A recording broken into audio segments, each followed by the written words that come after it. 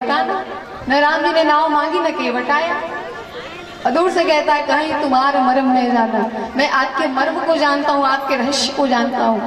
भगवान बोले भैया एक काम करो, तुम नौका बाद में लाना, पहले खुद चले आओ। और कौन से रहस्य को तुम जानते हो, कौन सा मर्म मेरा तुम जानते हो? अरे वेद जिसका मर्म नहीं जान पाए। लक्ष्मण जी महाराज आगे कहेंगे कि लक्ष्मण हूं या मर्म न जाना। अरण्यकांड में कहेंगे लक्ष्मण जी भी जो हमेशा उनके साथ रहते हैं वो भी भगवान के मर्म को नहीं जान पाए। बड़े बड़े महात्मा, बड़े बड़े ज्ञानी, बड़े बड़े महर्षि लोग वेद पुराण शास्त्र जो कहते हैं कि मैं प्रभु आपको नहीं जान सकता। भगवती श्रुति कहती है कि नेति नेति न इति, जिसका इति है ही नहीं, जिसका अंत है ही नहीं, उसको केवट कहता कि मैं तुमको जानता हूं। बड़े बड़े ज्ञानी नहीं जान पाए और केवट कहता मैं जानता हूं। भगवान ने कहा थोड़ा आओ तो भैया और बताओ क्या जानते हैं। तो महाराज केवट आया, कहा सरकार हाथ जोड़ते हैं, अगर कुछ अनुचित बोल दिया हो तो क्षमा करिएगा।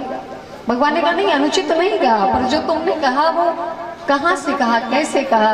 केवट कहता प्रभु मैं इतना जानता हूँ, आप अभी मेरी नौका में बैठोगे और मेरी नौका लकड़ी की है, और हमने सुना है कि आपके चरणों का जो धूल है ना जाने उसमें कौन सी जड़ी बूटी है कि गलती से यदि किसी पत्थर पे भी गिर जाए तो वो पत्थर तो नारी बन जाती है।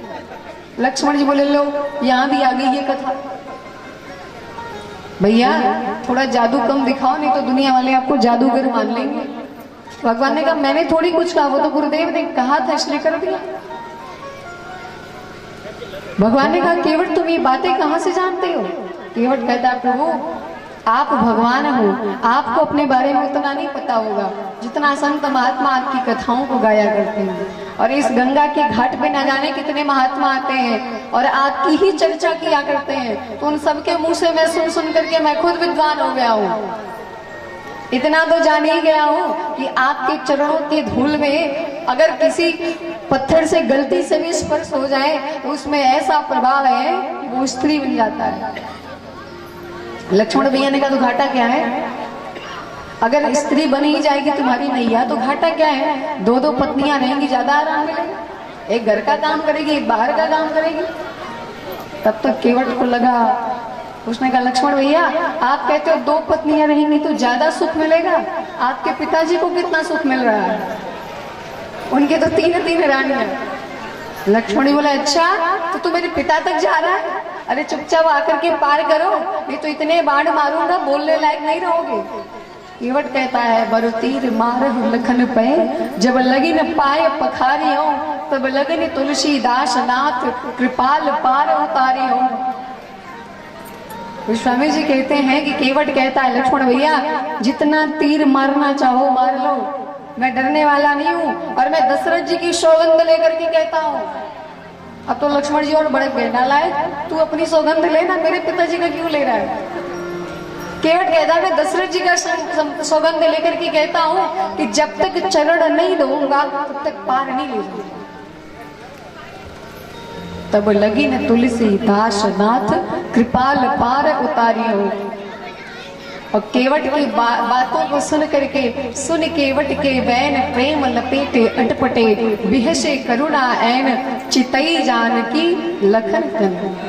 लक्ष्मण और जानकी जी की तरफ देख करके भगवान मुस्कुरा पड़े, खूब जोर से ऐसे बिहसे बोल रहे हैं। केवल मुस्कुराने की बात नहीं है, बिहसे यानी खूब खुल करके हंसे।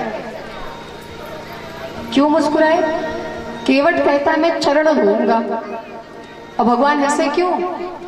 लक्ष्मण जी की तरफ देख के इसलिए हंसे क्योंकि जानकी मैया और लक्ष्मण जी में हमेशा ये बात के लिए झगड़ा हो जाता था कि भैया के चरणों की सेवा कौन करेगा। जब से जानकी मैया ब्याह के आई तब से लक्ष्मण जी को सेवा मिल नहीं रही थी, तो लक्ष्मण जी ने कहा भैया भाभी के आने पे सब तो खुश हैं लेकिन मैं बड़ा दुखी हूँ। जब से आई हैं दोनों पैरों पर कब्जा कर ली। तो भगवान ने कहा एक काम करो, एक चरण तुम दबाओ और एक की सेवा वो करेंगे। और जानकी जी के तरफ देख करके भगवान इसलिए हंसे, लक्ष्मण जी के लिए तो इसलिए हंसा कि जिस चरणों के लिए तुम दोनों झगड़ा करते हो, तुम दोनों के सामने वही केवट अकेले मेरा दोनों चरण धुलेगा। दोनों की सेवा करेगा और तुम लोग कुछ नहीं कर सकते। और जानकी की तरफ क्यों देख के हंसे? जानकी जी की तरफ देखकर इसलिए हंसे कि जानकी, तुम्हारे पिताजी ने मुझे तुम जैसी पत्नी दिया, तुम्हारी जैसी बेटी मुझे दिया, तो भी पाव पुजाई में केवल एक चरणों का एक अंगूठा ही धो पाए थे। यही तो होता है, एक अंगूठा धोते, मान लो पूरा पैर ही धुल ले। एक ही चरण की पूजा किए थे, लेकिन ये केवट देगा लेगा कुछ नहीं और दोनों पैरों को रगड़ रगड़ के धोएगा। तो क्या कहते हो, दे दो? मैया मुस्कुरा पड़ी, बालक है, नादान है, दे दो, चरण सेवा दे दो। भगवान ने कहा, अच्छा केवट भैया, अगर आपको धुलना ही है पैर तो विलंब क्यों कर रहे हो? केवट ने कहा, ऐसे नहीं करूंगा मैं, आप कहो तब मैं धोऊंगा। अब देखो, आपके घर मान लीजिए हम ही आ जाएं किसी दिन, तो हम ये थोड़ी कहेंगे कि पानी ले आओ और मेरा पैर धो। क्या कहेंगे? अरे और नहीं तो ले आओगे तो औपचारिकता बस कहा जाएगा कि इसकी क्या आवश्यकता थी, ऐसा कहा जाएगा। पर केवट कहता है, आप जितने संकोची हो मैं उतना ही आपको निसंकोच बना दूंगा। आप कहो तब मैं लाऊंगा, तब दूंगा।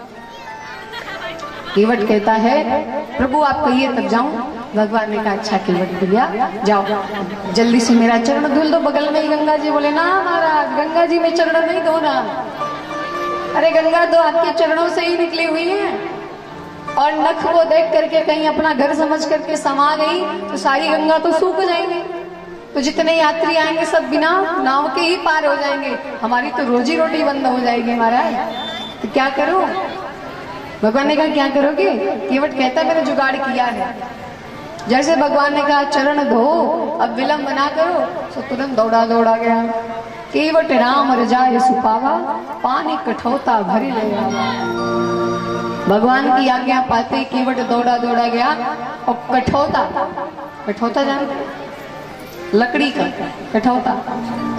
ये केवट कितना चालाक है, कठौती नहीं लाया है, कठौता लाया है। यानी कुछ गड़बड़ हो तो बेटा बने, बेटी ना बने। अच्छा भैया, बेटा बेटी में तुम फर्क क्यों कर रहे हो? उसने कहा कि अगर बेटा होगा तो नाव चलाएगा मेरे साथ, रोजी रोटी में और थोड़ा हाथ बटालेगा मेरा, और बेटी होगी तो दूल्हा ढूंढो, दहेज दो, गली गली इधर उधर ठोकर खाओ, तब बिटिया का विवाह करो और उसके बाद भी आए दिन बिटिया के यहाँ से शिकायत चलो।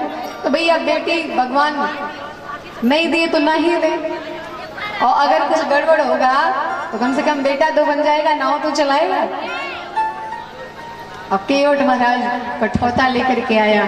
अच्छा देखो, प्लास्टिक का नहीं लाया है, जैसे आप लोग प्लास्टिक का टब घर में रखते हो, लकड़ी का लाया है, क्योंकि प्लास्टिक तो सूख जाता है, लेकिन लकड़ी अगर सूखेगी, लकड़ी का कठौता सूखेगा तो वो एकदम नहीं सूखेगा, जो उसमें जल होगा उस रस को अवशोषित कर लेगा। तो केवट कहता है कि आज तो चरणोदक पीऊंगा ही चरण धुलने के बाद, और इस कठौते में भगवान के चरणोदक का रस रहेगा। तो जब मेरी पत्नी घर में महाप्रसाद बनाएगी या फिर आटा गुथेगी तो इसी कठौते में गुथेगी, तो रोज हमें भगवान का चरणामृत मिलता रहेगा। कितना ज्ञानी है ये केवट। लकड़ी का कठौता लेकर आया है और ला करके भगवान के सामने रखा, रख करके भगवान के चरणों को धोने लगा। और धो रहा है, ऐसे भी धो रहा है, बोले एक बार एक पैर को धुला, फिर दूसरे को धुला। अब जब पहले को धुल करके जमीन पर रखता है तो मिट्टी लग जाती है, तो फिर उसी को धुलता है, फिर दूसरे को धुलता है, फिर उसी को धुलता है, क्योंकि सब में मिट्टी लग जाती है जब धुल करके नीचे रखता है। भगवान ने कहा, ये क्या कर रहे हो? अरे बार बार मेरे चरणों में हेर फेर क्यों कर रहे हो?